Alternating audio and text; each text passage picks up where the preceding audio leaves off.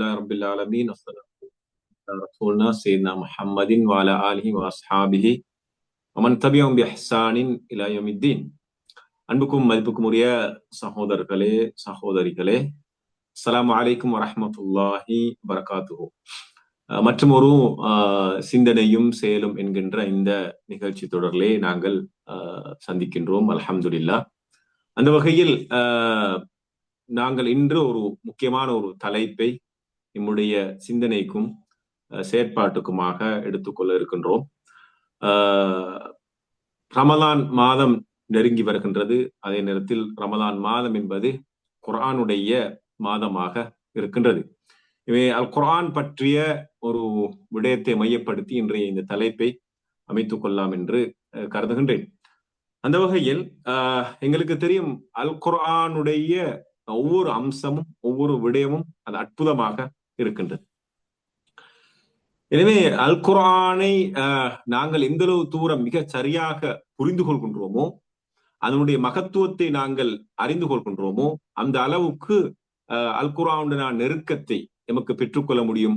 அல்லாஹ் பற்றிய மகத்துவத்தை, அல்லாஹ் பற்றிய அவனுடைய அறிவின் ஆழம் பற்றிய அந்த தன்மையை அல்லது அந்த விளக்கத்தை நம்மால் பெற்றுக்கொள்ள முடியும்.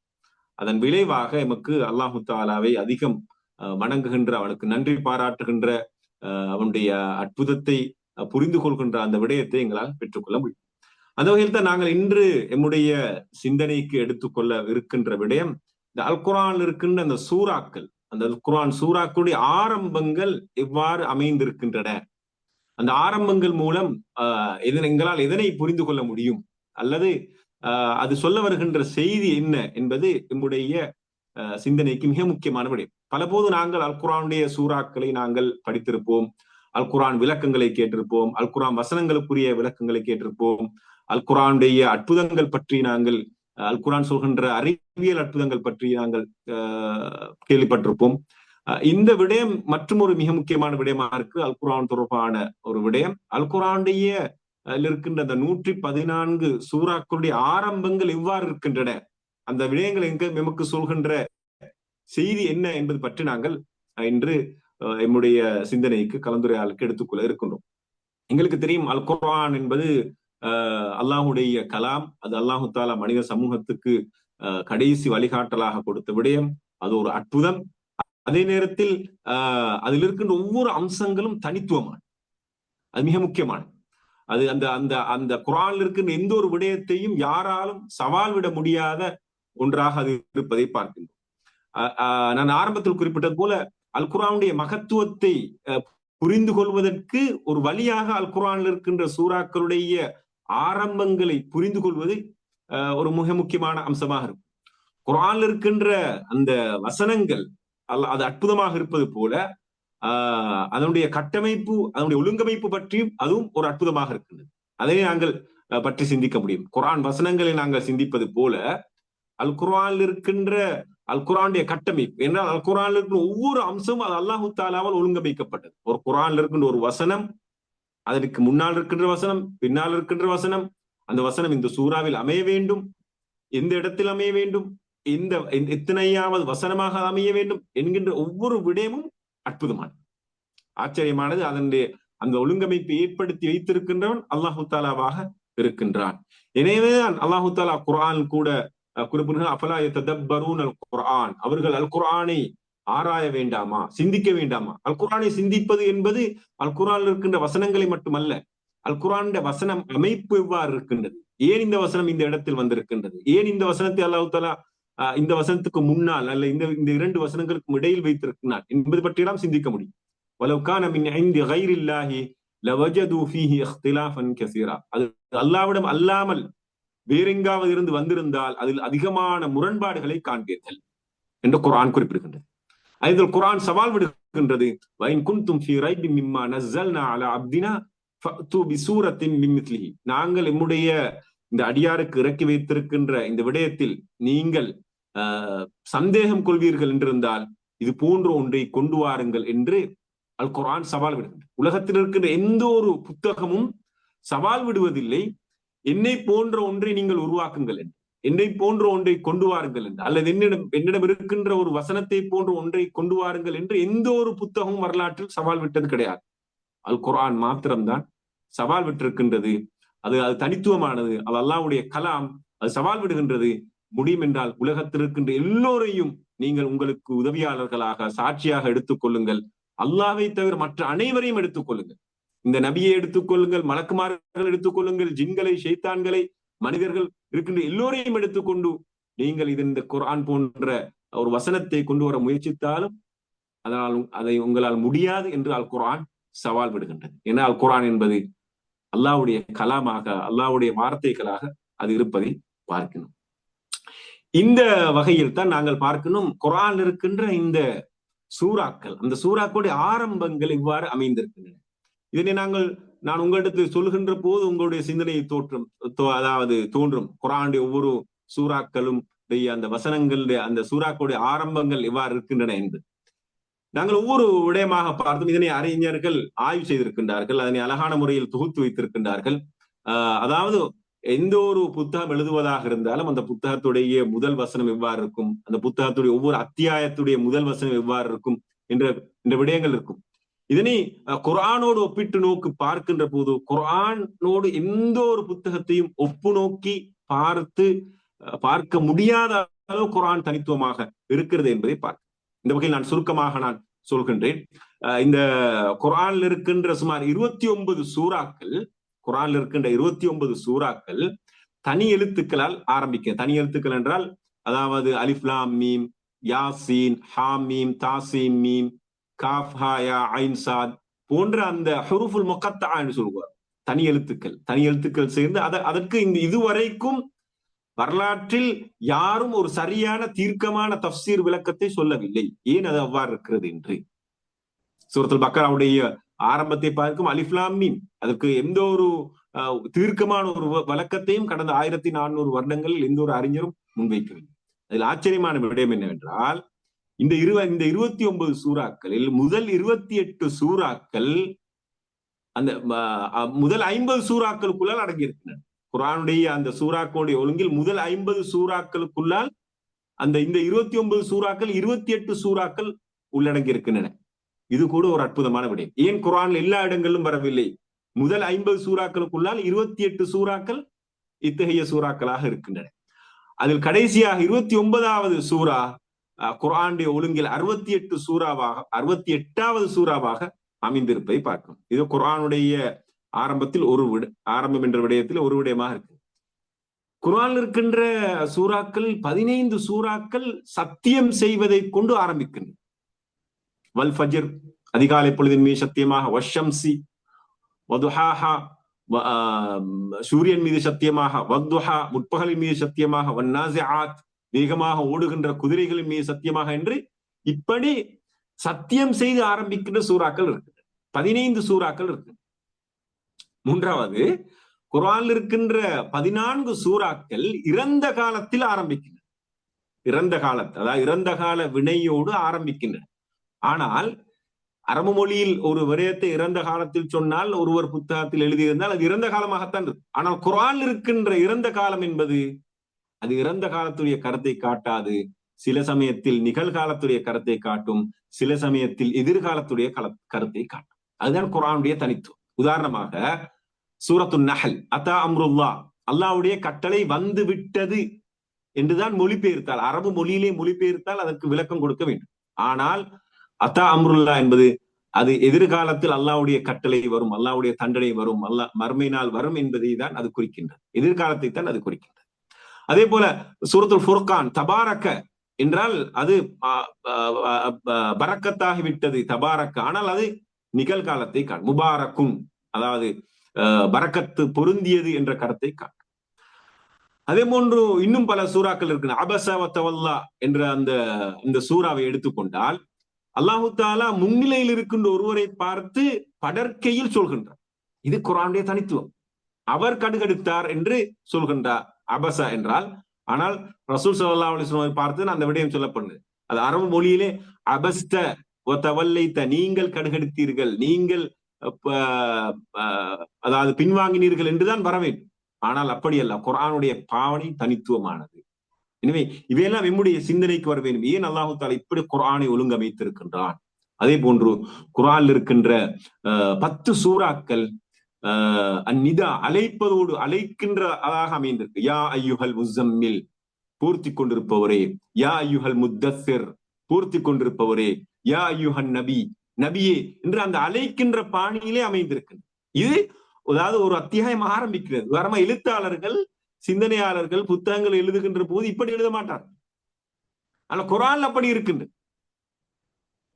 அதாவது குர்ஆனுடைய அமைப்பு தனித்துவமானது என்பதுதான் இதன் மூலமாக நாங்கள் புரிந்து கொள்கின்றோம். உண்மையிலே இதனை இன்னும் அழகாக புரிந்து கொள்வது என்றால், உங்களுக்கு அரபு மொழி தெரியும் என்றிருந்தால், அரபு மொழியுடைய பாவனை முறைகள் தெரியும் என்றிருந்தால் இதனை இன்னும் விளங்கப்படுத்த முடியும். நான் சாதாரணமாக எங்களுடைய சிந்தனைக்கு இதனை எடுத்துக்கொள்கின்ற அந்த நோக்கத்திலே இவ்வாறு விளங்கப்படுத்துகிறேன்.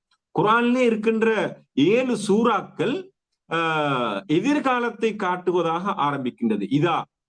உதாரணமாக இதா வக்அத்தில் வாக்கிஆ, கடுமையான அந்த சத்தம் எதிர்காலத்தில் ஏற்பட்டு விட்டால், அதாவது எதிர்காலத்தில் நடக்கின்ற அந்த விடயத்தை இதா என்கின்ற அந்த அந்த அந்த சொற்பிரயோகத்தை பயன்படுத்தி சொல்லி போய் இதா ஜா நஸ்ருல்லாஹி வல் ஃபத்ஹ், அல்லாஹ்வின் உதவியும் வெற்றியும் வந்து விட்டால் என்று எதிர்காலத்தில் பயன்படுத்துகின்ற அந்த சொல் இறந்த காலத்தை காட்டுகின்றது. இது குர்ஆனில் இருக்கின்ற ஒரு அற்புதமான விஷயம். இதா ஜாஅக்கல் முனாஃபிகூன், சூரத்துல் முனாஃபிகூன் ஆரம்பிக்கின்றது இதா ஜா, முனாஃபிக்கள் உங்களிடத்தில் வந்து விட்டார்கள் என்று. அது குர்ஆன் இறந்த காலத்தை சொல்கின்றது. அந்த நேரத்தில் அந்த நிகழ்வு நடந்திருந்தது என்பதை நாங்கள் பார்க்கிறோம். அதாவது முனாஃபிக்கள் நபி அவர்களிடத்திலே வந்திருந்தால் அந்த வசனம் இறங்குவதற்கு முன்னர். எனவே இறந்த காலத்தை காட்டுகின்றது. ஆனால் அரபு மொழியுடைய பாவனையில் அது எதிர்காலத்தை காட்டக்கூடிய சொல்லாக இருக்கு. இதா என்பது எதிர்காலத்தை காட்டக்கூடிய சொல்லாக இருக்கு. இப்படி குர்ஆன் என்பது ஒரு தனித்துவமாக அமைந்திருப்பதை பார்க்கிறோம். அதே போல குர்ஆனில் இருக்கின்ற 6 சூறாக்கள் தஸ்பீஹோடு ஹம்த், அதாவது புகழ்கின்றவாறு அமைந்திருக்கவே பார்க்கும். அல்ஹம்துலில்லாஹி அல்லதி அன்ஸல அலா அப்திஹில் கிதாப், அல்லாஹு தாலா தன்னுடைய அடியானுக்கு அவன் அந்த வேதத்தை இறக்கி வைத்தான், அவனுக்கு எல்லா புகழும். சூரத்துல் கஹ்ஃப் அவ்வாறு ஆரம்பிப்பை பார்க்கும். சுப்ஹானல்லதி அஸ்ரா, அல்லாஹு தாலா தூய்மையானவன், அவனுடைய அடியானை அவர் இஸ்ரா மிஅராஜ் அழைத்து சென்ற அந்த சூராவுடைய சூரத்துல் இஸ்ரா ஆரம்பிப்பதை பார்க்கும். சப்பிஹ் இஸ்ம ரப்பிக்கல் அலா, உம்முடைய மகத்தான இறைவனை நீங்கள் தஸ்பீ செய்யுங்கள் என்று அந்த குர்ஆனில் இருக்கின்ற அப்படி சூறாக்கள் ஆரம்பிப்பதை பார்க்கும். இது குர்ஆனுடைய தனித்துவமாக இருக்கு. அதே போல குர்ஆனில் இருக்கின்ற 5 சூறாக்கள் ஏவல் வினையில் ஆரம்பிக்கிறது. குல், கூறுவீராக. குல் ஹுவல்லாஹு அஹத், குல் அஊது பிரப்பில் ஃபலக், குல் அஊது பிரப்பின் நாஸ், குல் யா அய்யுஹல் காஃபிரூன். இப்படி அதாவது ஏவல் வினையில் ஒரு விடயம் ஒரு அத்தியாயம் ஆரம்பிக்கிறது ஏவல் வினை. இது குர்ஆனில் இருக்கின்ற மற்றொரு தனித்துவமான விடயமா இருப்பதை பாருங்க. குர்ஆனில் இருக்கின்ற இன்னும் 4 சூறாக்கள் அதாவது அரபு மொழியில் சொல்வார்கள், அதாவது தனி சொற்களில் ஆரம்பிக்கின்றது. தனி சொற்களால் ஆரம்பிக்கின்றது. சூரத்துன் அன்ஸல்நாஹா, சூரத்து நூர் ஆரம்பிக்கின்றது. சூரத்துன், ஒரு சூரத், நாங்கள் அதனை இறக்கி வைத்தோம். பராஅத்தும் மினல்லாஹ், சூரத்து தௌபா ஆரம்பிப்பதை பார்க்கணும். பராஅத்தும் மினல்லாஹ், பராஅத்தும் அல்லாஹ்விடம் இருந்து, அது அல்லாஹ் நிரபராதியாவல். அதே போல வைலுன் லிகுல்லி ஹுமஸத்தில் லுமஸா, வைலுல் லில் முத்தஃபிஃபீன், வைல் என்று அந்த சொற்பிரயோகத்திலே ஆரம்பிப்பதை பார்க்கணும். ஒருவருக்கு கேடு உண்டாகட்டும். வைல் என்றால் அது அரபு மொழியிலே அது நக்கிரா என்று சொல்லுவோம். ஒரு தனி சொல், அதாவது அலிஃப்லாம் சேர்ந்து வராத சொல் என்று சொல்லுவோம். இப்படி குர்ஆன் ஆரம்பித்தது.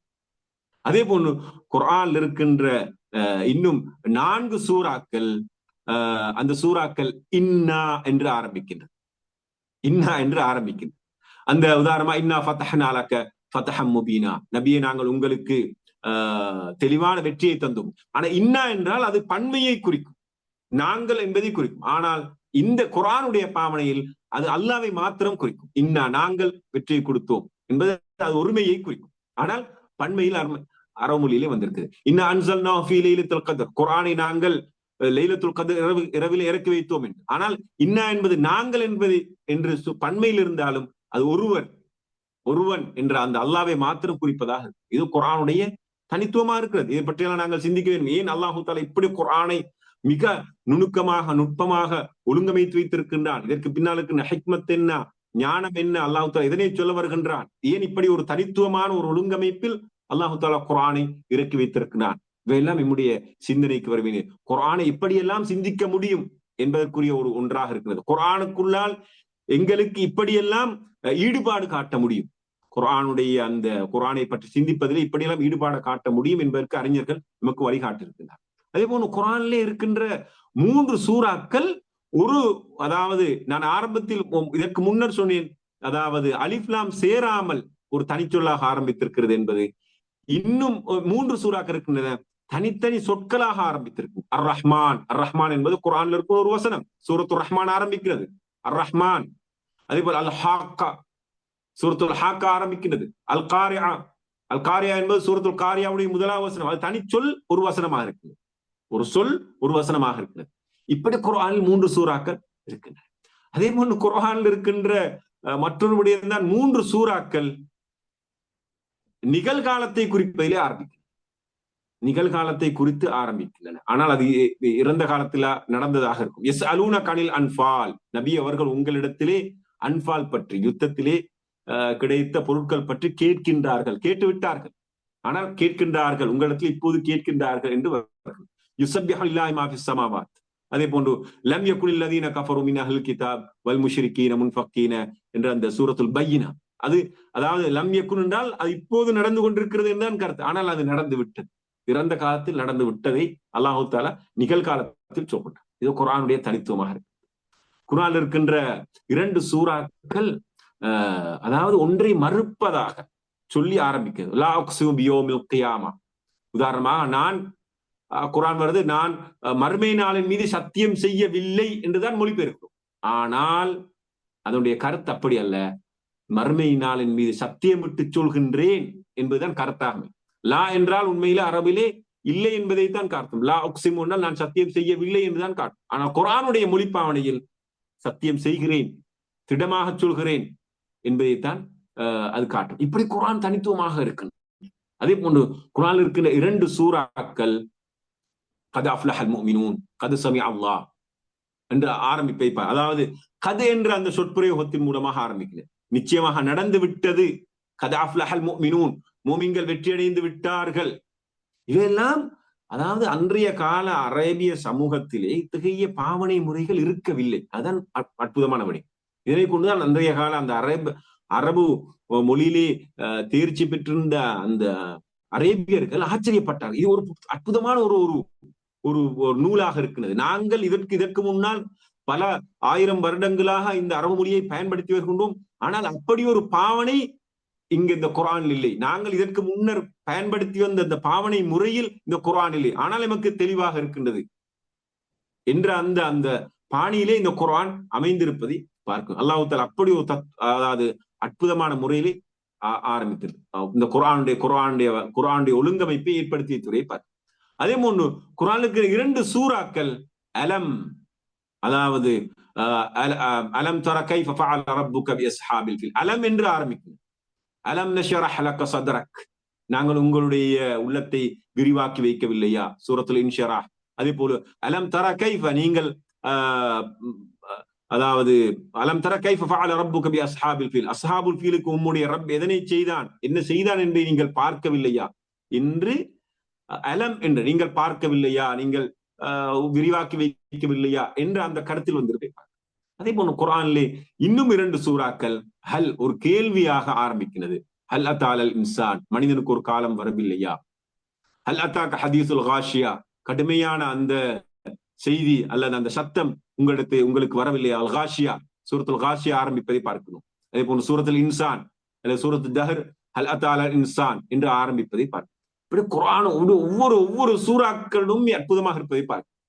இதை நீங்கள் ஒரு பயிற்சியாக எடுத்து குர்ஆனில் இருக்கின்ற ஒவ்வொரு சூறாவும் எவ்வாறு ஆரம்பிக்கின்றது, ஏன் அந்த சூறா அவ்வாறு ஆரம்பித்திருக்கிறது என்ற ஒரு சிந்தனையை குர்ஆனுக்குள்ளால் நுழைவித்து பார்க்க வேண்டும். அப்படி நுழைவித்து பார்ப்பதே ஒரு இபாதத். ஃபலா யததப்பரூனல் குர்ஆன், அவர்கள் குர்ஆனை ஆய்வு செய்ய வேண்டாமா என்று குர்ஆன் கேட்க. ஏன் இந்த சூறா பாருங்கள், ஒவ்வொரு சூறாவும் வித்தியாசமான முறையிலே ஆரம்பிப்பை பார்க்க. அதே போன்று குர்ஆனுடைய இன்னொரு சூரா தன்சீலுல் கிதாப் மின் அல்லாஹில் அஸீஸில் ஹக்கீம் என்ற தன்சீல், அது ஒரு அரபு மொழியில் இருக்கின்ற ஒரு பாவனை. அவ்வாறு பொதுவாக ஆரம்பிப்பதில்லை. யாரும் அதாவது புத்தகங்கள் எழுதுகின்ற போது அப்படி எழுதுவதில்லை. ஆனால் குர்ஆன் ஆரம்பிக்கணும். சூரத்து ஜுமர் அவ்வாறு ஆரம்பிப்பை பார்க்கிறோம். அல்லதீன கஃபரு வஸத்து அன் சபீலில்லாஹ், அல்லதீன என்று ஆரம்பிப்பை பார்க்கிறோம். இதுவெல்லாம் இஸ்மு மௌசூல் என்று சொல்வார்கள் அரபு மொழியிலே. அவ்வாறு ஆரம்பிப்பதில்லை. அதாவது அரபு மொழியிலே பரிச்சயமானவர்களுக்கு தெரியும் ஒரு விடயத்தை எழுதுவோ போன்று இவ்வாறு ஆரம்பிப்பதை. ஆனால் குர்ஆனுடைய பாவனையில் இவ்வாறு இருக்கிறது என்பதுதான் அற்புதமான விடயமா இருக்கிறது. குர்ஆனில் இருக்கின்ற ஒரு சூரா அம்ம என்று ஆரம்பிக்கிறது. அம்ம யத்தஸாஅலூன், அவர்கள் எதனை பற்றி கேட்கிறார்கள் என்று குர்ஆன் சொல்லிப்பார். குர்ஆனில் இருக்கின்ற ஒரு சூரா, ஒரே ஒரு சூரா அலிஃப் கொண்டு ஆரம்பிக்கின்றது. அரஐதல்லதி யுகஸிபு பித்தீன், மார்க்கத்தை பொய்ப்படுத்துகின்றவர் நீங்கள் பார்க்கவில்லையா என்ற அந்த கேள்விக்குறியை சொல்கின்ற அல் ஹம்சத்துல் இஸ்திஃபாம் என்று சொல்கின்ற என்பதை கொண்டு ஆரம்பிக்கும். அதே போன்று குர்ஆனில் இருக்கின்ற ஒரு ஒரு ஒரு ஒரு சூரா அதாவது தனித்துவமானது. அதாவது லாம் மஜ்ரூர், லாம் மஜ்ரூர் என்று சொல்றோம், ரைட்? அது மூலமா லீலாஃப குரைஷ், லீலாஃப குரைஷ், குரைஷியருக்கு நாங்கள் இலகுவாக்கி கொடுத்தோம், லீலாஃப குரைஷ். அதே போன்று கடைசியாக குர்ஆன் இருக்கின்ற ஒரே ஒரு சூரா பிஸ்மிலை கொண்டு ஆரம்பிக்கின்றது. அதுதான் சூரத்துல் ஃபாத்திஹா. சூரத்துல் ஃபாத்திஹா மாத்திரம்தான் பிஸ்மிலை கொண்டு ஆரம்பிக்கின்றது. எங்களுக்கு தெரியும் சூரத்துல் ஃபாத்திஹாவுடைய ஒரு வசனமாக பிஸ்மில் இருக்கின்றது. இனிய சூறாக்களுக்கு முன்னால் பிஸ்மில் எழுதப்பட்டிருந்தாலும் அவையெல்லாம் அந்த சூறாக்களுடைய ஒரு வசனமாக சேர்க்கப்படுவதில்லை. நீங்கள் பார்த்திருப்பீர்கள், குர்ஆனை பிறற்றி நீங்கள் பார்த்தால் சூரத்துல் ஃபாத்திஹா இருக்கின்ற அந்த பிஸ்மில்லாஹிர் ரஹ்மான் ரஹீம் என்பதை தொடர்ந்து முதலாவது வசனம் என்று அதற்கு அடையாளம் இட்டிருப்பார்கள். ஆனால் ஏனைய சூறாக்களுடைய ஆரம்பத்தில் பிஸ்மில்லாஹிர் ரஹ்மான் ரஹீம் என்று போட்டுவிட்டு முதலாவது வசனத்துக்கு தான் அவர்கள் இலக்கமிட்டிருப்பார்கள். முதலாவது, இரண்டாவது, மூன்றாவது பின்னர் தான் இலக்கமிட்டு செல்வார்கள். ஆனால் சூரத்துல் ஃபாத்திஹாவில் மாத்திரம் பிஸ்மில்லாஹிர் ரஹ்மான் ரஹீம் என்பதற்கு முதலாவது வசனம் என்று அவர்கள் குர்ஆனிலே அடையாளம் இடப்பட்டிருப்பதை, இலக்கமிடப்பட்டிருப்பதை காண முடியும். இப்படி இந்த குர்ஆனுடைய ஒழுங்கமைப்பை அல்லாஹ் தஆலா தனித்துவமாக ஆக்கி வைத்திருக்கின்றார். குர்ஆன் என்பது அற்புதமானது. குர்ஆன் என்பது கலாமுல்லாஹில் முனஸ்ஸல் அலா அப்திஹி அல் முத்தஅப்பத் பித்திலாவத்தி. குர்ஆன் என்பது அல்லாஹுடைய கலாம். அந்த கலாமை அல்லாஹு தஆலா தன்னுடைய ஒரு அடியானுக்கு இறக்கி வைத்தான். அதனை ஓதுவதன் மூலம் அது ஓதுவதே இபாதத்தாக இருக்கின்றது என்பதுதான் குர்ஆனுக்குரிய வரைவிலக்கணமா இருக்கு. எந்த ஒரு அதாவது பாவனை முறையும், அதாவது ஒரு சூரா ஆரம்பிக்கின்ற இந்த முறைகளை நாங்கள் அரபு மொழி புத்தகங்களிலே காண முடியும். அவற்றையெல்லாம் நீங்கள் அரபு மொழி படித்தவர்களாக இருந்தால், அல்லது நீங்கள் சற்று ஒரு அரபு மொழி புத்தகத்தை கூட எடுத்து குர்ஆனுடைய ஆரம்பமும் இந்த புத்தகத்துடைய ஆரம்பமும் ஒவ்வொரு சாப்டர்ஸும், ஒவ்வொரு தனித்தனி சாப்டர்ஸும் எவ்வாறு ஆரம்பித்திருக்கிறது என்று நீங்கள் ஒரு ஆய்வு செய்து பார்த்தால், ஒரு மேலோட்டமாக பார்த்தால் உங்களுக்கு விளங்கும். குர்ஆனுடைய ஆரம்பம் போன்று அவற்றுடைய ஆரம்பம் இருப்பதில்லை. அங்கு ஆரம்பம் ஒரு வினைச்சொல், ஒரு வினைச்சொல்லிருந்து ஆரம்பித்திருக்கும், அல்லது ஒரு வேறொரு வடிவத்திலே ஆரம்பித்திருக்கும், வித்தியாசமான முறைகளிலே ஆரம்பித்திருக்கும். ஆனால் குர்ஆனுடைய அந்த ஆரம்பம் என்பது மிக தனித்துவமானது. இதன் மூலமாக நாங்கள் விளங்கிக் கொள்கின்றோம், குர்ஆன் என்பது அல்லாஹ்வுடைய கலாம். எனவே அதனை நாங்கள் மிகச்சரியாக புரிந்து கொள்கின்ற போது அல்லாஹ் பற்றிய மகத்துவம் எமக்கு அதிகரிக்கும். குர்ஆன் பற்றிய மகத்துவத்தை நாம் நம்முடைய உள்ளத்தில் அதிகரித்துக் கொள்கின்ற போது அல்லாஹ் பற்றிய மகத்துவம் எமக்கு அதிகரிக்கும். அல்லாஹ்வுடைய வல்லமை பற்றிய அதாவது மகத்துவம் எங்களுக்கு அதிகரிக்கும். அதன் மூலம் நாங்கள் அல்லாஹ்வை அதிகம் நெருங்குவதற்கு முயற்சிப்போம். அல்லாஹ் மீதான அன்பு எங்களுக்கு அதிகரிக்கும். அல்லாஹ்வுடைய அறிவின் விசாலத்தை நாங்கள் அறிந்து கொள்வோம், தெரிந்து கொள்வோம். குர்ஆனில் இருக்கின்ற அதாவது குர்ஆனுடைய அற்புதங்கள் பற்றி பல கோணங்களிலே, பல வடிவங்களிலே அறிஞர்கள் பேசியிருக்கிறார். இது ஒரு வடிவம் தான், இது ஒரே ஒரு வடிவம் தான். இது போன்ற இன்னும் பல விடயங்கள் இருக்கு. இன்ஷா அல்லாஹ் நாங்கள் எதிர்காலங்கள் எங்களுக்கு கலந்துரையாட முடியும். குர்ஆனில் இருக்குன்னு உதாரணமாக குர்ஆனுடைய ஒவ்வொரு சூறாவுடைய ஆரம்பத்துக்கும் இறுதிக்கும் தொடர்பு இருக்கின்றது. ஒரு சூறாவுடைய இறுதிக்கும் அடுத்த சூறாவுடைய ஆரம்பத்துக்கும் தொடர்பு இருக்கின்றது. இவ்வாறு அறிஞர்கள் அதனை கண்டறிந்து அவ்வாறு அந்த குர்ஆனுக்குள்ளால் தங்களுடைய சிந்தனையை செலுத்தி அவ்வாறு அதனை தொடர்படுத்தி பார்த்திருப்பதை அமைத்திருப்பதை பார்ப்போம். அவர்கள் அதனை வெளிக்கொண்டு வந்திருப்பதை பார்ப்போம். எனவே இவ்வாறு நாங்கள் குர்ஆனோடு ஒரு நெருக்கத்தை ஏற்படுத்துவதற்கு, அல்லது குர்ஆனை பற்றி இன்னும் அறிந்து கொள்வதற்கு இத்தகைய வழிமுறைகளை கையாள முடியும் என்று எமக்கு அறிஞர்கள் வழிகாட்டுகின்றார்கள். எனவே அன்புக்குரிய சகோதரர்களே, ரமலானுடைய காலம் நமக்கு நெருங்கி வந்து கொண்டிருக்கின்றது. இந்த காலத்தில் குர்ஆனை நாங்கள் வெறுமனே புரட்டி ஓதுகின்ற அந்த நிலைக்கு அப்பால் குர்ஆன் பற்றி சிந்திக்க வேண்டும், குர்ஆனுடைய வசனங்கள் பற்றி சிந்திக்க வேண்டும், குர்ஆன் சொல்கின்ற சம்பவங்கள் பற்றி சிந்திக்க வேண்டும். உதாரணமாக நான் ஒரு விடயத்தை சொல்வதாக இருந்தால், குர்ஆனிலே அல்லாஹ் தஆலா ஃபர்அவுன் என்ற அந்த ஃபர்அவுன் என்ற அந்த சொற்பிரயோகத்தை நான் நினைக்கிறேன் 17 இடங்களில் பயன்படுத்தியிருக்கேன். ஏன்? ஆனா ரசூலுல்லாவுடைய பேரை கூட அந்த அளவு எண்ணிக்கையிலே பயன்படுத்தி, அல்லது மற்ற நபிமார்களுடைய பேரை அந்த அளவு தூரம் அதிகம் எண்ணிக்கையில் ஃபர்அவுன் என்றால் அவன் மிகவும் மோசமாக இருந்திருக்கின்றான், மிக கொடுங்கோல் ஆட்சியாளனாக இருந்திருக்கின்றான். அத்தகைய ஆட்சியாளர்கள் அல்லது அத்தகைய அந்த கொடூர செயற்பாடுகள் மனித சமூகத்துக்கு பேர் ஆபத்தானது என்பதை சுட்டிக்காட்டுவதற்கு அல்லாஹு தாலா அந்த ஃபர்அவுனை பல தடவைகள் குர்ஆனிலே ஞாபகப்படுத்தியிருக்கு. இப்படி குர்ஆன் ஒரு விடயத்தை பல தடவைகள் சொல்கிறது என்றிருந்தால் அதற்கு பின்னால் ஒரு ஒரு ஒரு ஒரு ஒரு ஞானம் இருக்கிறது, ஒரு விஸ்டம் இருக்கிறது, ஒரு அல்லாஹ் தஆலா ஒரு செய்தியை சொல்ல வருகின்றார். இப்படி பல விடயங்களை குர்ஆனூடாக எங்களுக்கு கற்றுக்கொள்ள முடியும். இன்ஷா அல்லாஹ் நாங்கள் எதிர்வருகின்ற அமர்வுகளிலே இவ்வாறு குர்ஆன் பற்றியும் இன்னும் பல விடயங்களை கற்றுக்கொள்வதற்கு முயற்சிப்போம். அல்லாஹு தஆலா நமக்கு அனைவருக்கும் அருள்பாலிப்பானாக. வாஹிர் தஅவானா அல்ஹம்துலில்லாஹி ரப்பில் ஆலமீன். அஸ்ஸலாமு அலைக்கும் வரஹ்மத்துல்லாஹி வபரகாத்துஹு.